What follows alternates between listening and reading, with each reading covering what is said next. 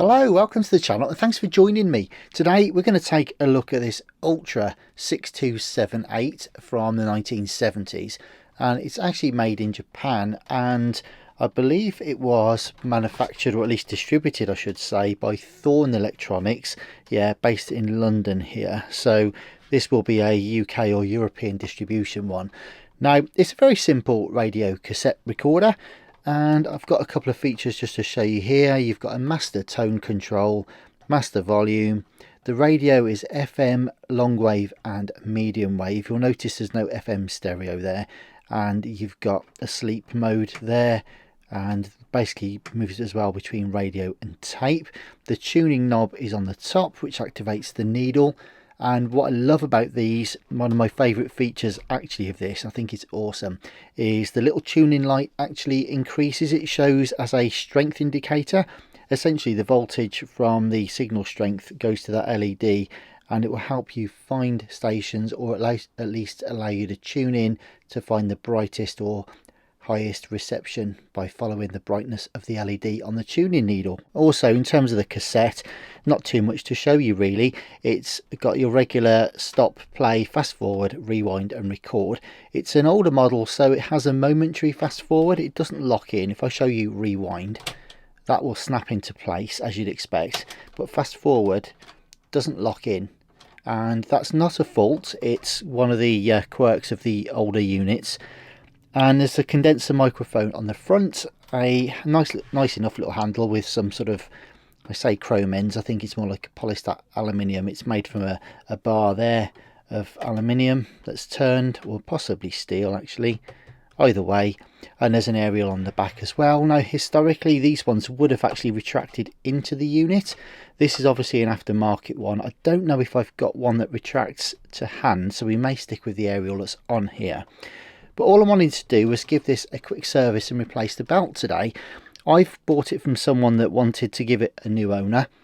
Basically the tape is really wobbly. I won't bother playing it for you, but suffice it to say, it sounds like it's all kind of underwater. It's running slow, it's wobbling all over the place. So I just wanted to give it a quick once over, give it an internal check and clean, replace the belt, clean the heads, whatever else needs doing just while we're in here. Now, it's not the first time I featured one of these models on the channel. I actually featured one of these probably a year or two ago, and it was an absolute bargain. I paid 99 pence for it, which is like, I don't know, just not far off $1 to be fair. But I also paid a few pounds for packaging. I think it cost me about £4 or £5 delivered.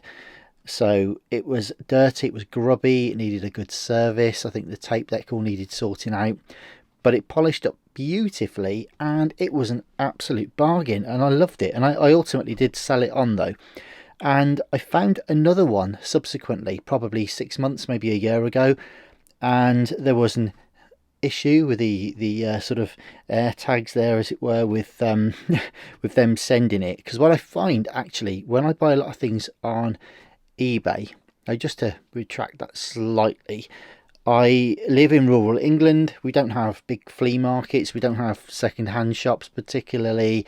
You won't find, I've never found any sort of vintage electronics in any charity shops or anything near me.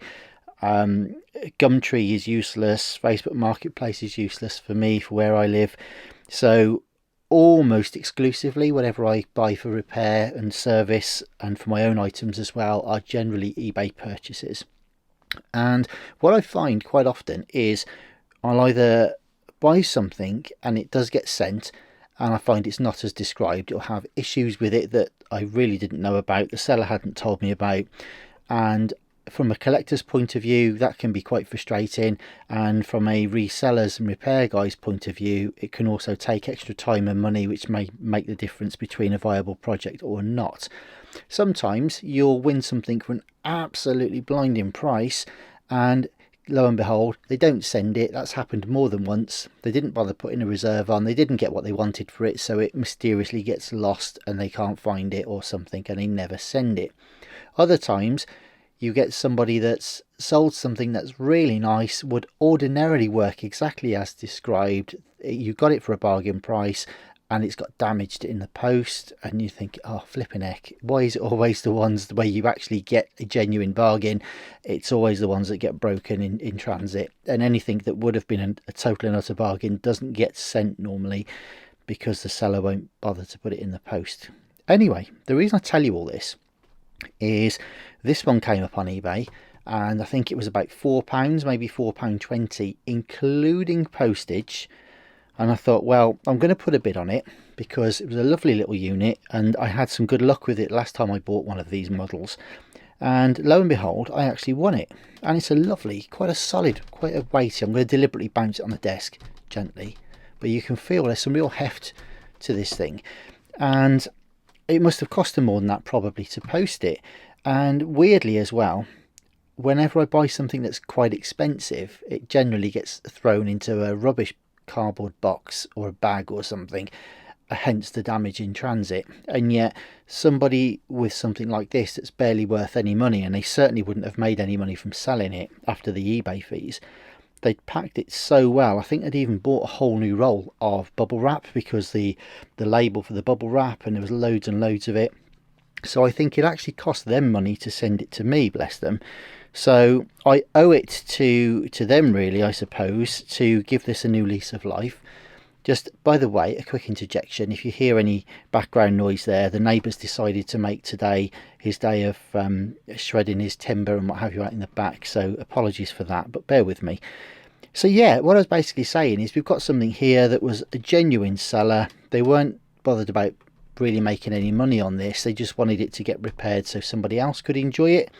So that's what I'm going to try and do today. The last video I did on one of these was a long time ago. I can't remember the hows and whys or wherefores, so I guess what we'll do is get it on the Towel of Destiny, crack it open, and we'll give it a quick whistle stop service.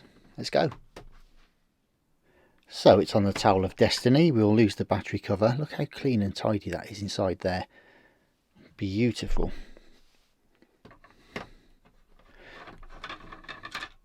So like I say, they're not really worth any money per se, these units, but they're still lovely things to have, lovely things to own.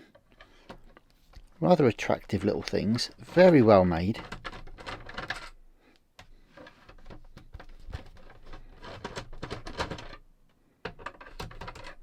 Doesn't look like the screws want to actually come out, so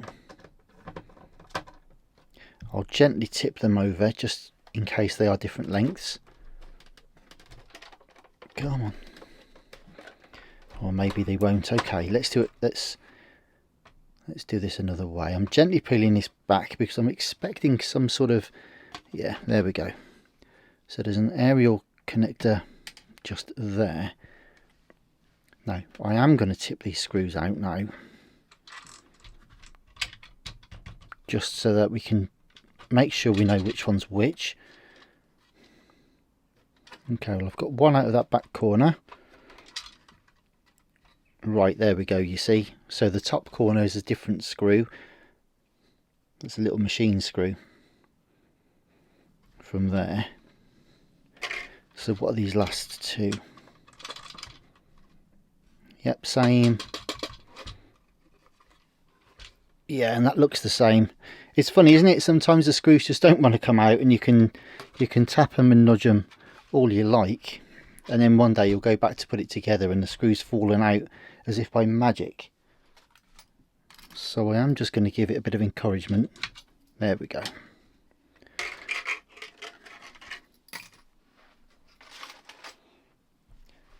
Hope that's not a bad omen that the screws have taken that long to come out.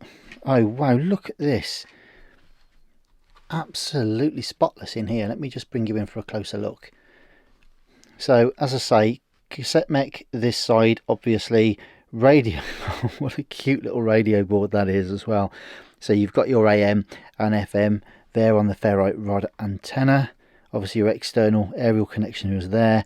Tiny little transformer. I'm just having a look. It's a 6 volt. If you can just see that. Little 6 volt DC. So power in through here, into the transformer through the primary. Secondary would come out Just trying to see where the regulation and rectification would happen. Probably on board. I expect the diodes are on the actual circuit board because I can't see a separate board just here for that. Anyway, motor down through there. I can see the belt. You may see it as well.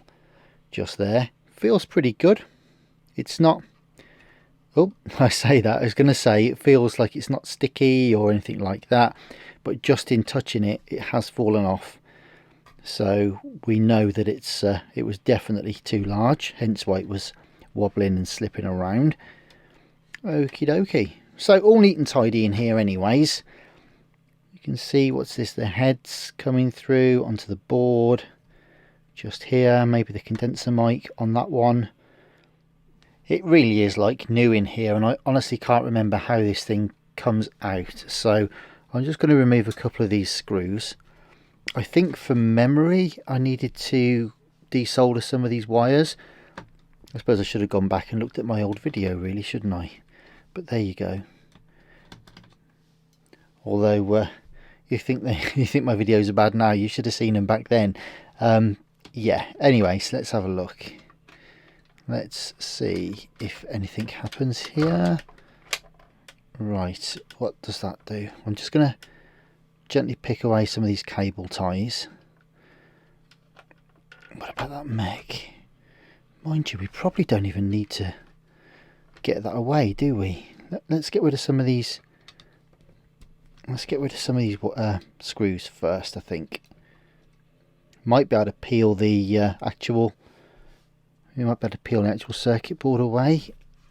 And maybe didn't need to remove that cassette chassis after all. But I'm just heading for these three, because they all look the same to me. Right, that's those. Will this board come away? Do you know what? I think if I get some of these wires away, we should be able to peel the board to the side. So let's make that our first port of call.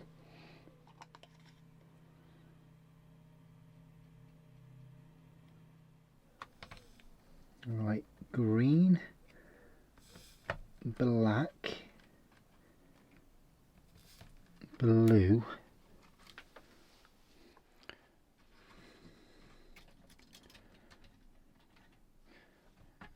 is that enough to give us the clearance we need? I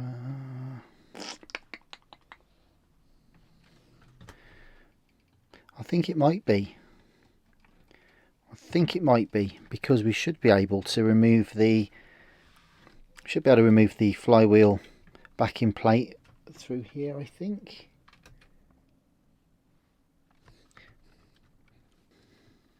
Yeah, otherwise we've literally got to desolder everything. So just zoom back out a bit. Our options are to get good visibility, desolder all of the heads and all sorts of stuff really. The motor, I think, has got to come away, loads of stuff. Or we can just, as it's only a quick belt change, get access to one screw through there, hopefully sneak through that side as well. Yeah, then we should be able, he says, to get the belt off. Right, so that one's got the cable tie on it.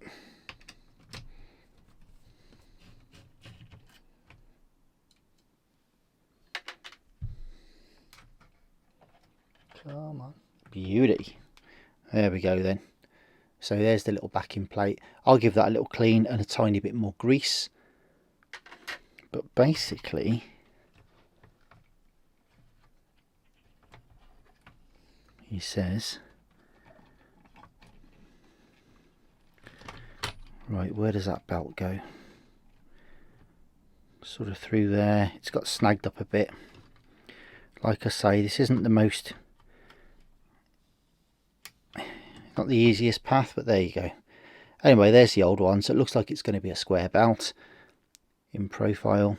So I'm going to find one that's about the right size, well, a few mil smaller, and try and leave everything else in place and zip it back up again. Okay, well I found a new belt that's just marginally smaller. Hasn't got to be massively different, to be honest. It just needed a bit of fresh rubber, a new bite as it were. So I'm going to try that. I'll try a couple of different ones perhaps just to make sure it's right. It's so clean in here. I've checked the motor spindle, that's running nicely. There's no need to oil that. These switches are properly greased up. There's no need to do anything with those. So yeah, I'm just going to put this back together, and exactly the reversal is what we've just done. Incidentally, I've just cleaned and put a tiny bit more grease just on the backing plate there. I don't know if this will focus for you guys, but basically it's quite a lovely little mechanism. Essentially all that happens, we've got a locked screw there that if we were to loosen or tighten that, we'll basically move the little nylon backing plate, and that will adjust the flywheel clearance, but we don't need to do anything with that. It's barely been used, to be honest, and this belt's just dried up and pretty much fallen off. It's not like it's been worn or needs adjusting or anything, so I'm going to leave that Loctited in place and go and fit it now.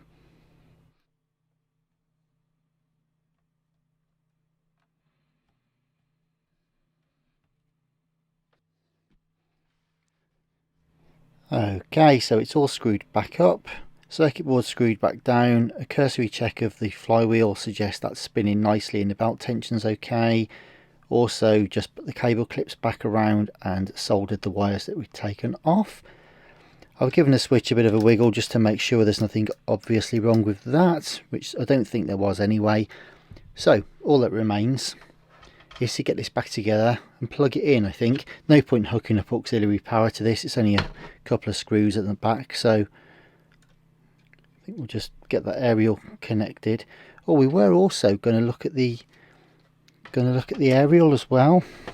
I don't know if I've got one, so that could be a secondary thing, but I'll tell you what. Nuts, that's a shame. I've got to take it back out. I screwed the actual mech back in, obviously didn't quite engage that door lever properly, so that's a bit of a shame. However, I'll go back and do that in a minute. So let's just press play. Tape volume. That's what they say. Not go to this lonely night. So rewind is good, fast forward is good, play.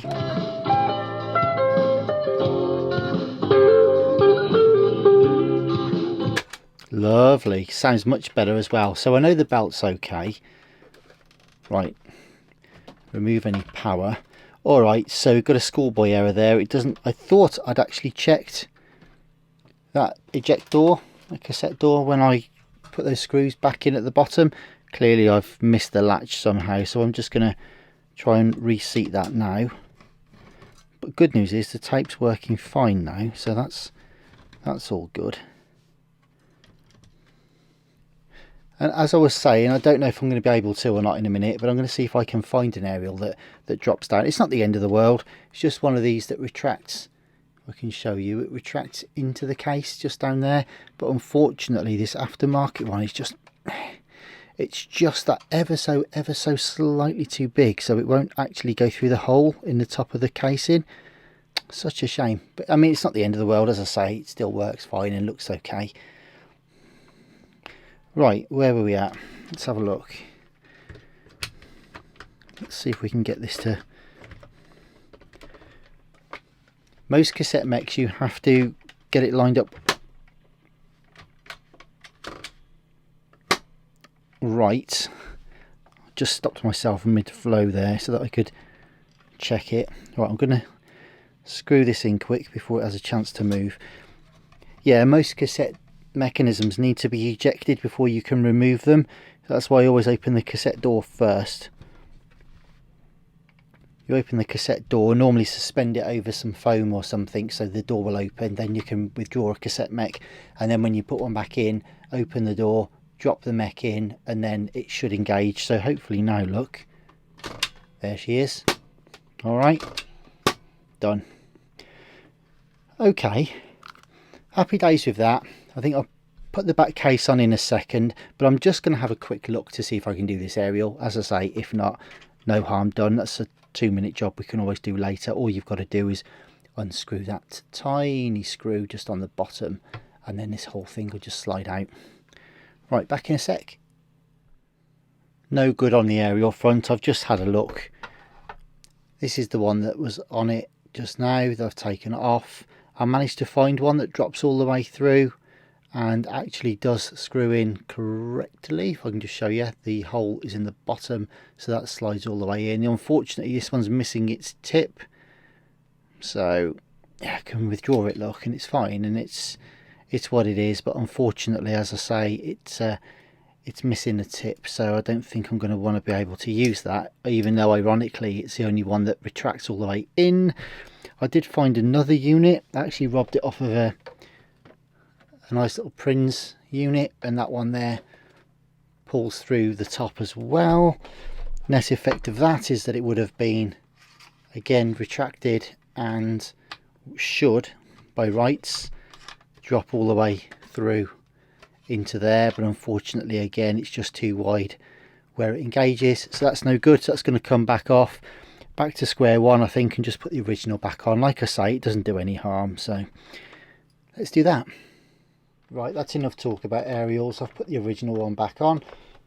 Let's get this back case screwed on, give it a bit of a clean and a polish, then we'll have a bit of a reveal. So there it is then, the 6278 from Ultra by Thorn Consumer Electronics, made in Japan. What a beautiful little machine, and all that for under a £5 as well. Perfect.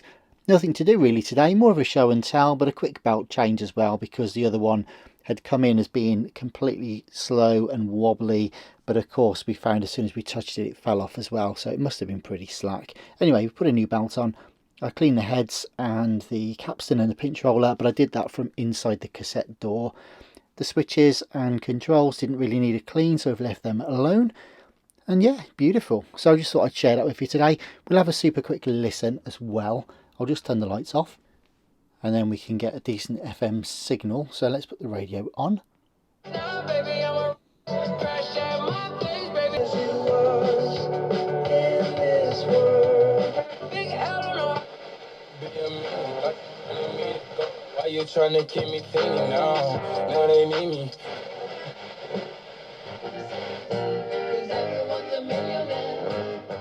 So clear, that radio. It's so selective but so sensitive as well. As loads of stations on that, and I don't know if you noticed with those lights out, but you could see that little LED in the dial window glowing away there as the signal strength was coming and going. Fabulous. And there's barely any volume on that. It really is just off zero, so it's actually quite a loud and clear little unit in person. So let's just put a tape in as well.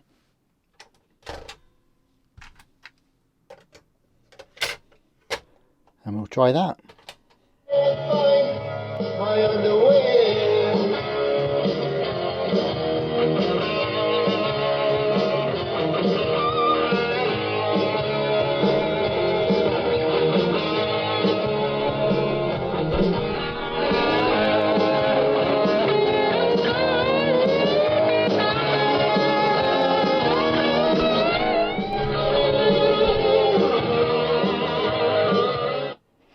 Okay, I just turned the microphone there so you could hear it a bit more sort of clearly and directly.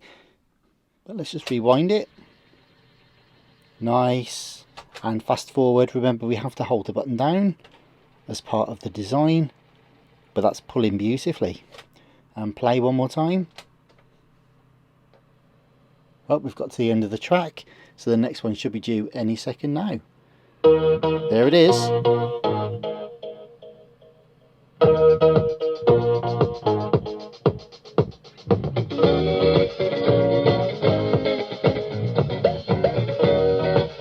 Beautiful. Also, this does have a 5-pin DIN aux, so let's just try out this little MGR 87. Check that out as well. I also service this one on the channel, and I've just got that going through an aux through a 5-pin DIN.